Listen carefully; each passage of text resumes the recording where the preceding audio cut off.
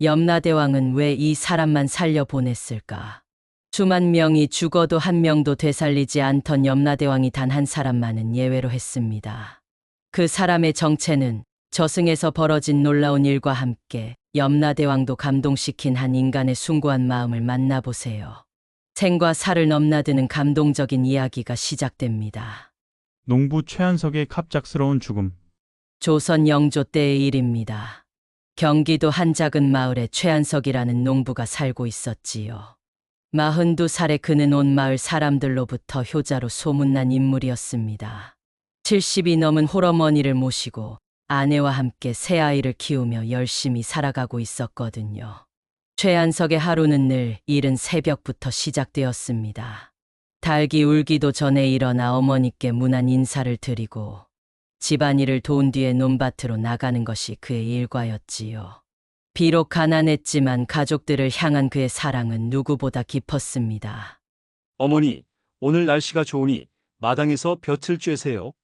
최한석이 어머니께 다정하게 말씀드렸습니다. 제가 논일을 마치고 돌아오면 함께 저녁을 드시지요. 그래, 한서가 농사일이 바쁘다고 너무 무리하지는 말거라. 어머니께서 아들을 걱정스럽게 바라보며 말씀하셨습니다. 요즘 부쩍 피곤해 보이는구나. 최한석은 웃으며 대답했습니다. 괜찮습니다. 어머니 농번기라 조금 바쁠 뿐이에요. 곧 수확이 끝나면 여유로워질 거예요. 그날도 최한석은 새벽부터 논에 나가 벼를 베는 일에 열중했습니다. 올해는 풍년이 들어서 벼가 무성하게 자라 있었지요. 한 포기 한 포기 정성스럽게 베어가며 그는 마음속으로 감사의 기도를 올렸습니다. 하늘에 감사드립니다. 올해도 이렇게 좋은 수확을 주셔서요. 최한석이 중얼거렸습니다. 이 쌀로 어머니께 맛있는 밥을 해드리고 아이들도 배불리 먹일 수 있겠구나. 그런데 한낮이 되어 해가 뜨겁게 내리쬐 때였습니다. 갑자기 최한석이 현기증을 느끼며 비틀거리기 시작했지요. 며칠 전부터 몸이 좋지 않았는데 농사일이 바빠서 쉬지 못했던 것이 문제였습니다. 어지럽다. 최한석이 낯을 놓고 이마를 짚었습니다. 그런데 그 순간 갑작스럽게 가슴에 심한 통증이 몰려왔습니다. 마치 누군가 가슴을 쥐어짜는 것 같은 고통이었지요. 으악! 최한석이 비명을 지르며 논바닥에 쓰러졌습니다. 그의 얼굴은 순식간에 새하얗게 변했고 숨이 가빠지기 시작했습니다. 마침 옆논에서 일하던 이웃 농부가 이상한 소리를 듣고 달려왔습니다. 한석이. 그가 급히 최한석을 흔들어 깨웠지만 최한석은 이미 의식을 잃은 상태였습니다. 큰일이다. 누가 좀 도와줘. 이웃이 큰 소리로 외쳤습니다. 곧 마을 사람들이 달려와서 최한석을 집으로 옮겼지요. 하지만 그의 숨소리는 점점 약해져 가고 있었습니다. 한석아. 최한석의 아내가 울면서 남편을 흔들었습니다. 정신 차려, 제발. 어머니도 아들 곁에 앉아 눈물을 흘리셨습니다. 내 아들, 내 착한 아들아. 어머니보다 먼저 갈 생각은 말거라. 하지만 최한석의 상태는 계속 악화되었습니다. 마을의 의원이 와서 진맥을 받지만 고개를 저을 뿐이었지요. 너무 늦었습니다. 마음의 준비를 하시기 바랍니다. 그 순간 최한석의 의식 속에는 아직 해야 할 일들이 떠올랐습니다.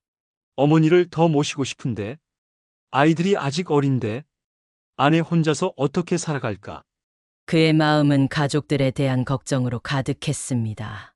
해가 서산으로 넘어갈 무렵 최한석은 마지막 숨을 거두었습니다. 그의 나이 42이었지요. 온 마을 사람들이 효자를 잃었다며 안타까워했고 가족들의 울음소리가 하늘을 찔렀습니다. 아빠, 어린 아들이 아버지의 손을 잡고 울었습니다. 아빠, 일어나세요. 최한석은 자신의 죽음을 받아들일 수 없었습니다. 아직 해야 할 일이 너무 많았거든요. 그런데 이상한 일이 일어났습니다. 자신이 누워있는 모습을 위해서 내려다보고 있는 것이었지요. 이게 무슨 일이지? 최한석이 당황했습니다. 분명히 자신은 죽었는데 의식은 또렷했고 생각도 할 수 있었습니다. 바로 그때 검은 옷을 입은 사내가 나타났습니다. 저승사자였지요. 최한석, 내 수명이 다했다. 나와 함께 가자. 최한석은 저승사자를 보며 간절히 부탁했습니다. 저승사자님, 제발 조금만 더 시간을 주세요. 어머니도 모시지 못했고 아이들도 아직 어려서 저승사자는 고개를 저었습니다. 정해진 운명은 바꿀 수 없다 하지만 내 마음은 이해한다. 염라대왕께 직접 말씀드려 보거라. 정말 그래도 됩니까? 내가 살아온 모습을 보니 특별히 기회를 주는 것이다. 저승사자의 목소리에는 동정심이 묻어났습니다. 하지만 기대는 하지 마라. 염라대왕의 판단은 절대적이니까. 저승길에서의 깨달음. 최한석은 저승사자를 따라 저승길에 오르게 되었습니다. 그 길은 참으로 신기했지요. 구름 위를 걷는 것 같기도 하고 깊은 계곡을 지나는 것 같기도 했습니다. 주변에는 자신과 같은 처지의 많은 망자들이 함께 걸어가고 있었어요. 저승길을 걸으며 최한석은 다른 망자들의 이야기를 들을 수 있었습니다. 어떤 이는 재물에 대한 욕심 때문에 근심하고 있었고, 어떤 이는 살아생전 지은 죄 때문에 두려워하고 있었지요. 내가 모은 재산은 어떻게 되는 거야? 한 상인이 걱정하며 말했습니다. 아들들이 제대로 관리할 수 있을까? 내가 남에게 한 나쁜 일들이 자꾸 생각난다. 다른 망자가 떨리는 목소리로 말했습니다. 염라대왕께서 모든 걸 다 아실 텐데. 그런 가운데서도 최한석의 마음속에는 오직 가족들에 대한 걱정만 가득했습니다. 재물이나 자신의 죄에 대한 걱정은 없었지요. 그저 남겨진 가족들이 어떻게 살아갈지만 생각하고 있었습니다. 어머니께서 충격을 받으시지 않을까? 최한석이 걱정했습니다. 아내 혼자서 아이 셋을 키우며 어머니까지 모실 수 있을까? 큰아이가 겨우 13인데 저승사자는 최한석의 모습을 지켜보며 흥미로워했습니다. 대부분의 망자들은 자신의 안위를 걱정하는데 이 사람은 오직 남겨진 가족들만 생각하고 있었거든요. 최한석, 저승사자가 말을 걸었습니다. 자네는 참 특이하군. 무엇이 특이합니까? 다른 사람들은 모두 자신이 죽은 것을 슬퍼하거나 자신이 지은 죄를 걱정하고 있는데 자네는 오직 가족 걱정만 하고 있지 않나. 최한석은 당연하다는 듯이 대답했습니다. 죽은 것은 어쩔 수 없는 일이고 제가 지은 죄라고 해봐야 별로 없습니다. 하지만 가족들은 아직 살아야 하잖아요. 그들이 어려움 없이 살 수 있을지가 가장 걱정됩니다. 저승사자는 고개를 끄덕였습니다. 정말 보기 드문 사람이군. 길을 걸으며 최한석은 자신의 인생을 돌아보았습니다. 비록 가난했지만 가족들과 함께 보낸 시간들이 얼마나 소중했는지 새삼 깨달았지요. 어머니의 따뜻한 미소, 아내의 헌신적인 사랑, 아이들의 천진난만한 웃음. 그 모든 것들이 그에게는 세상 무엇보다 귀중한 보물이었습니다. 그래, 나는 정말 행복했다. 최한석이 생각했습니다. 비록 돈은 많지 않았지만 사랑하는 사람들과 함께 했으니까. 저승길 중간에는 망향대라는 곳이 있었습니다. 그곳에서는 살아생전에 살던 고향을 마지막으로 볼 수 있었지요. 최한석도 그곳에 올라가서 자신의 마을을 내려다보았습니다. 마을에서는 자신의 장례 준비가 한창이었습니다. 이웃들이 모두 나와서 도와주고 있었고 가족들은 슬픔에 젖어 있었지요. 어머니께서는 아들을 잃은 충격으로 식음을 전폐하고 계셨고 아내는 아이들을 달래느라 눈물도 제대로 흘리지 못하고 있었습니다. 내가 없어도 저렇게 많은 사람들이 도와주는구나. 최한석은 고마운 마음과 함께 더욱 안타까운 마음이 들었습니다. 하지만 당장은 괜찮아도 시간이 지나면 특히 큰아들이 어깨를 쭉 펴고 눈물을 참으며 동생들을 돌보는 모습을 보니 가슴이 미어졌습니다.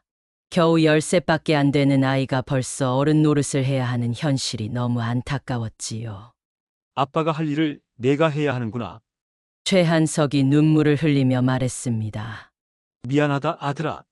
저승사자가 최한석의 어깨에 손을 올리며 말했습니다. 너무 걱정하지 마라.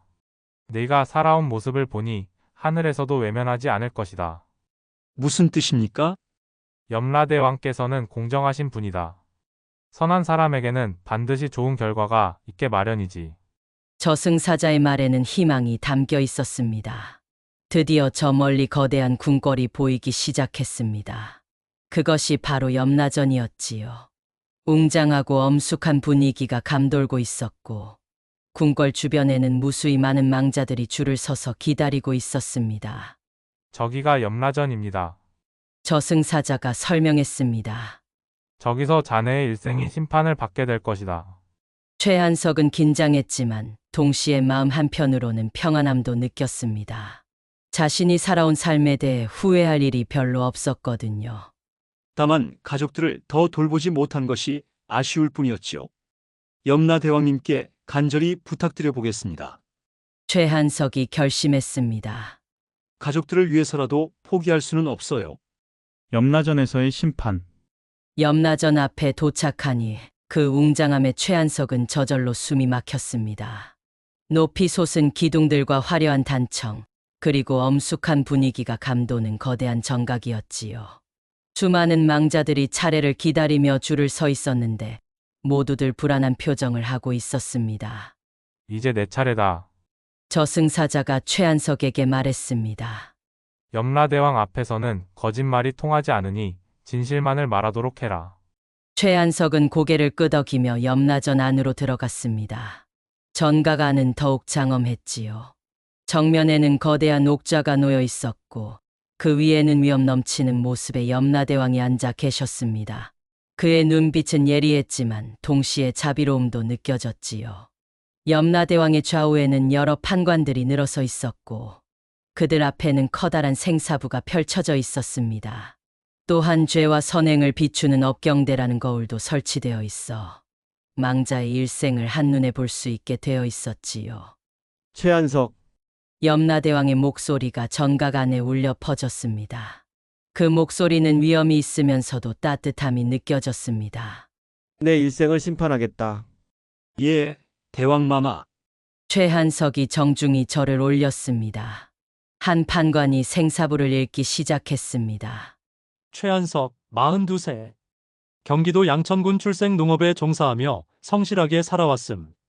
또 다른 판관이 업경대를 들여다보며 말했습니다. 어려서부터 부모님께 효도하기를 게을리하지 않았고 이웃들과도 화목하게 지냈음. 특별한 죄악은 발견되지 않음. 염라대왕이 관심 있는 표정으로 물었습니다. 구체적으로 어떤 선행을 했는가? 판관이 더 자세히 읽어 내려갔습니다.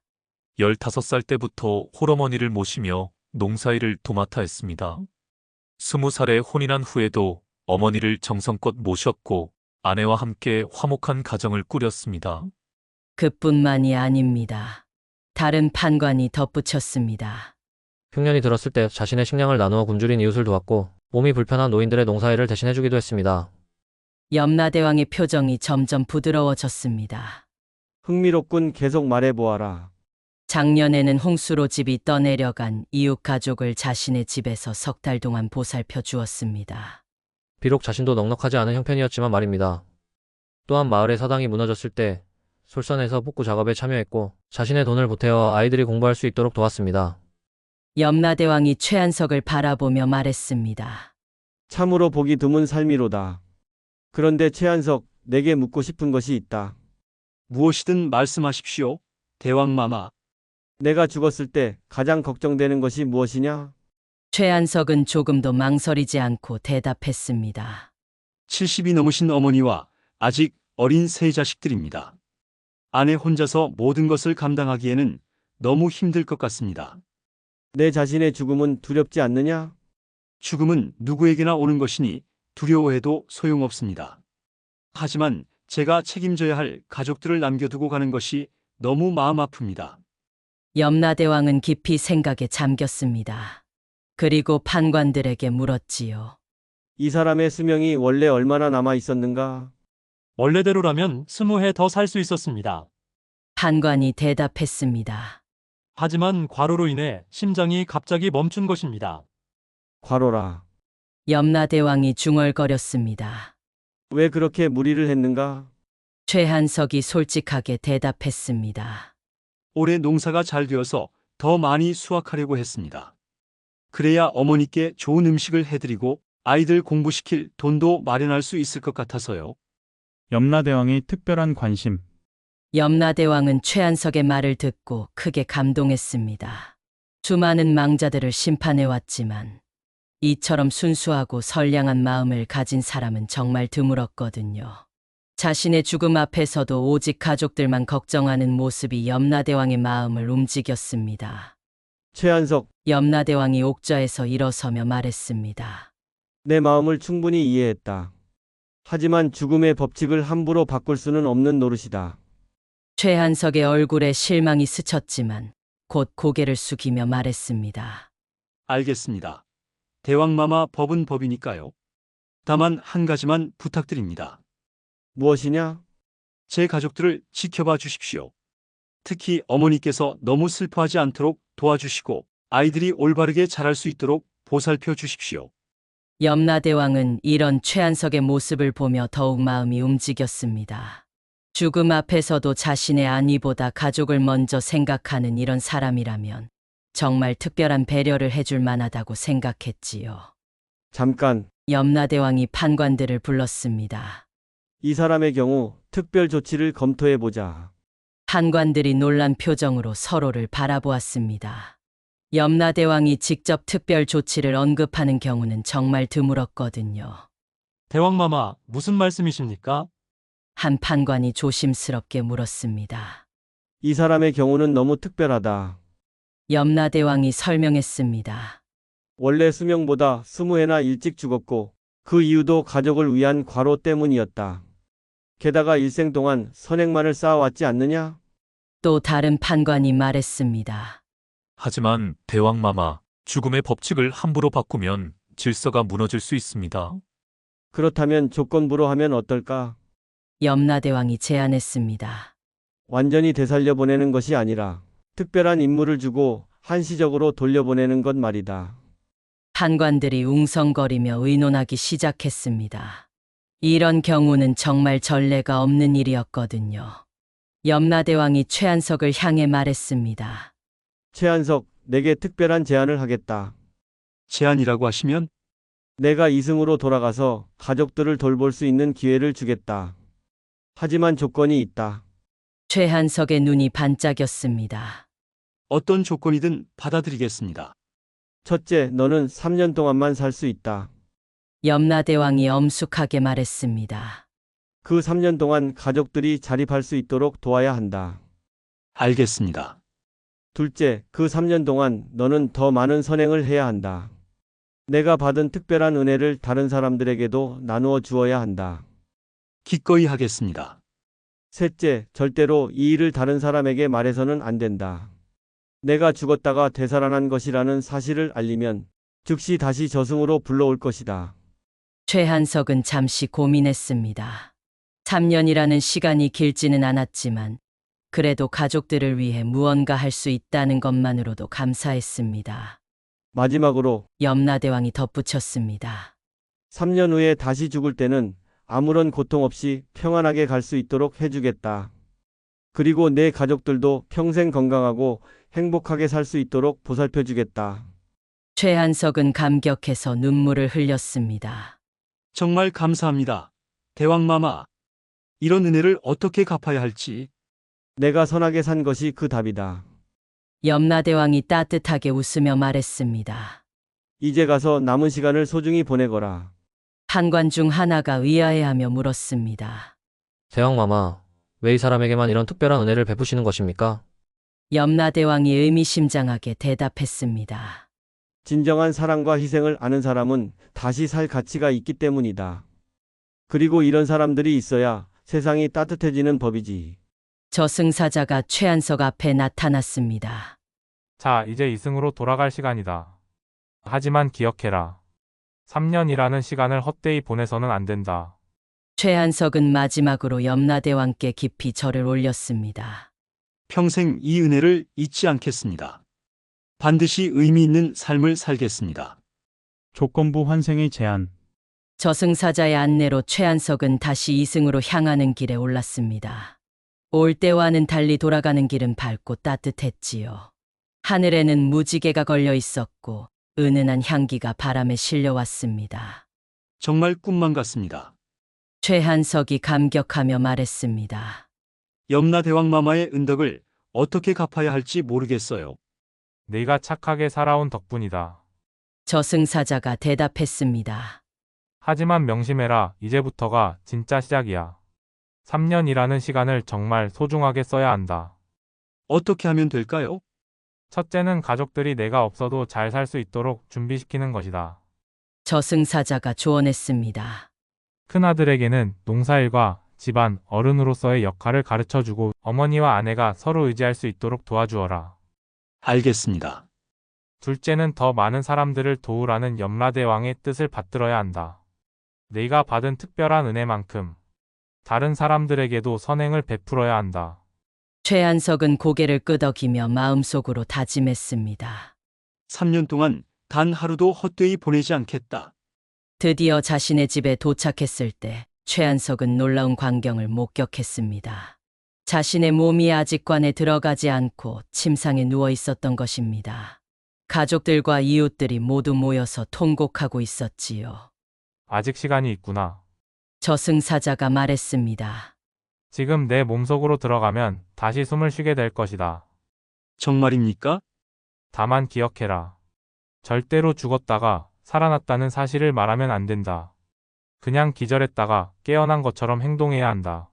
최한석은 자신의 몸 속으로 들어갔습니다. 순간 따뜻함이 온몸을 감쌌고 심장이 다시 뛰기 시작했지요. 그리고 천천히 눈을 떴습니다. 한석이가 눈을 떴다. 사람들이 놀라며 소리쳤습니다. 어머니께서 아들의 손을 잡으며 울음을 터뜨리셨습니다. 한석아, 정말 깨어났구나. 어머니가 얼마나 걱정했는지 아느냐. 아내도 남편의 얼굴을 어루만지며 기뻐했습니다. 여보, 정말 다행이에요.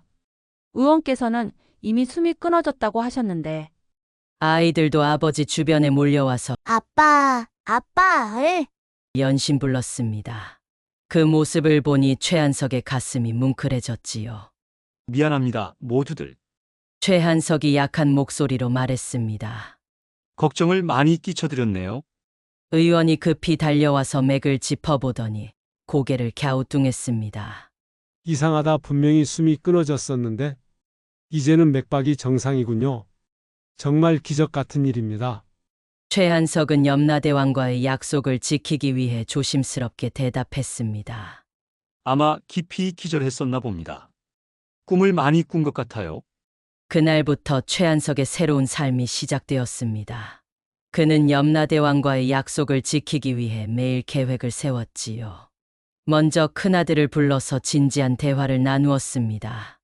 아들아, 이제 내가 우리 집의 기둥이 되어야 한다. 최한석이 말했습니다. 아빠가 언제까지나 있을 수는 없으니까. 아빠, 무슨 말씀이세요? 아들이 놀라며 물었습니다. 사람은 언제 어떻게 될지 모르는 법이야. 오늘 일을 보니 더욱 그런 생각이 든다. 최한석이 아들의 어깨에 손을 올리며 말했습니다. 내가 할머니와 어머니, 그리고 동생들을 잘 돌볼 수 있도록 아빠가 모든 것을 가르쳐 주겠다.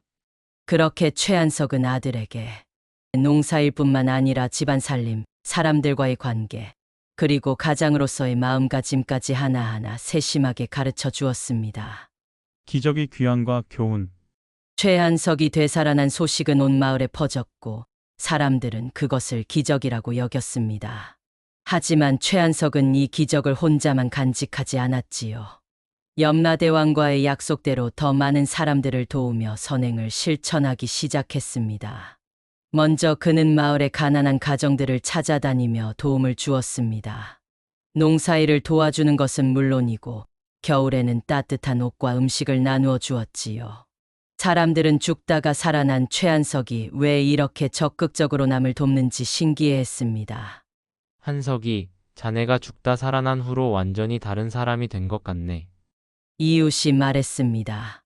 죽을 뻔한 경험을 하고 나니 삶이 얼마나 소중한지 깨달았어요. 최한석이 대답했습니다. 그리고 혼자만 잘 사는 것보다는 함께 잘 사는 것이 더 의미 있는 것 같아요. 최한석은 특히 교육에 힘을 쏟았습니다. 마을에 제대로 된 서당이 없어서 아이들이 글을 배우지 못하는 것을 안타깝게 여겨 자신이 직접 아이들을 가르치기 시작했습니다. 비록 자신도 많이 배우지는 못했지만 기본적인 글자와 인성 교육만큼은 확실히 해주고 싶었거든요. 아이들아, 글을 배우는 것도 중요하지만 더 중요한 것은 착한 마음을 기르는 것이란다. 최한석이 아이들에게 말했습니다. 부모님께 효도하고 친구들과 사이좋게 지내고 어려운 사람을 도우려는 마음을 가져야 한다. 아이들은 최한석의 진심 어린 가르침을 좋아했고 부모들도 그의 교육에 감사해했습니다. 2년이 지나자 최한석의 가족들은 정말로 자립할 수 있게 되었습니다. 큰아들은 이제 혼자서도 농사를 훌륭하게 지을 수 있게 되었고 집안 어른으로서의 역할도 제대로 해내고 있었지요. 어머니와 아내도 서로 의지하며 화목하게 지내고 있었습니다. 잘했다, 아들아. 최한석이 큰아들에게 말했습니다. 이제 아빠가 없어도 가족들을 잘 돌볼 수 있겠구나. 아빠, 갑자기 왜 그런 말씀을 하세요? 아들이 의아해했습니다. 그냥 내가 대견해서 하는 말이다. 최한석이 미소를 지으며 말했습니다. 3년째가 되어갈 무렵 최한석은 자신의 시간이 얼마 남지 않았음을 느꼈습니다. 하지만 전혀 두렵지 않았지요. 지난 3년 동안 할 수 있는 모든 것을 다 해냈다는 만족감이 있었거든요. 그는 마지막으로 가족들과 소중한 시간을 보냈습니다. 어머니께 마지막 효도를 다하고 아내와 깊은 대화를 나누며 아이들과 함께 놀아주었지요. 어느 평화로운 밤 최한석은 잠들듯이 편안하게 세상을 떠났습니다. 염라대왕이 약속한 대로 아무런 고통 없이 말이지요. 가족들은 슬퍼했지만 지난 3년 동안의 행복한 추억이 있어서 그 슬픔을 견딜 수 있었습니다. 최한석이 다시 염라전에 도착했을 때 염라대왕이 반갑게 맞아주었습니다. 수고했다, 최한석. 염라대왕이 따뜻하게 말했습니다. 3년 동안 정말 의미 있게 보냈구나. 감사합니다, 대왕마마. 덕분에 후회 없는 삶을 살 수 있었습니다. 내가 한 일들이 모두 기록되어 있다. 염라대왕이 생사부를 보며 말했습니다. 수십 명의 사람들을 도왔고 많은 아이들을 가르쳤으며 가족들이 자립할 수 있도록 도왔다. 참으로 훌륭하다. 약속대로 제 가족들도. 물론이다. 염라대왕이 웃으며 말했습니다. 내 가족들은 평생 건강하고 행복하게 살 것이다. 그리고 내가 가르친 아이들도 모두 훌륭한 사람이 되어 세상을 밝게 만들 것이다. 최한석은 감사의 인사를 올렸습니다. 정말 감사합니다. 이런 기회를 주셔서요. 이제 편히 쉬어라. 염라대왕이 자비로운 미소를 지으며 말했습니다. 너 같은 사람이 있어서 세상이 아름다운 것이다. 그 후 마을 사람들은 최한석의 이야기를 후세에 전해 내려왔습니다. 진정한 사랑과 희생정신을 가진 사람에게는 하늘도 감동한다는 교훈과 함께 말이지요. 그리고 그가 가르친 아이들은 자라서 모두 훌륭한 사람이 되어 스승의 가르침을 실천하며 살아갔습니다. 사람들은 지금도 말합니다. 진심으로 가족을 사랑하고 이웃을 돕는 마음이 있다면 염라대왕도 그 마음을 알아본다고 말이지요. 여러분, 오늘 들려드린 최한석과 염라대왕의 이야기는 어떠셨나요? 죽음 앞에서도 자신보다 가족을 먼저 생각하는 숭고한 마음, 그리고 그 마음을 알아본 염라대왕의 자비. 이 이야기는 진정한 사랑이 무엇인지, 그리고 선하게 사는 삶이 얼마나 소중한지를 우리에게 보여줍니다. 특히 최한석이 되살아난 후 3년 동안 보여준 모습은 정말 감동적입니다. 자신에게 주어진 특별한 기회를 혼자만 누리지 않고 더 많은 사람들과 나누려 했던 그의 마음씨야말로 우리가 본받아야 할 덕목이 아닐까요? 현대를 살아가는 우리도 마찬가지입니다. 가족에 대한 사랑, 이웃에 대한 배려, 그리고 나보다 남을 먼저 생각하는 마음. 이런 것들이 있다면 우리 삶도 더욱 의미 있고 아름다워질 것입니다. 다음 주에는 저승을 다녀왔다는 승려의 기이한 기록을 준비했습니다. 조선시대 한 승려가 직접 체험했다고 전해지는 놀라운 저승 여행기를 들려드릴 예정이니 많은 기대 부탁드립니다. 오늘도 시청해 주셔서 감사하고 구독과 좋아요 잊지 마세요. 모든 분들이 최한석처럼 사랑받는 삶을 살아가시길 바랍니다.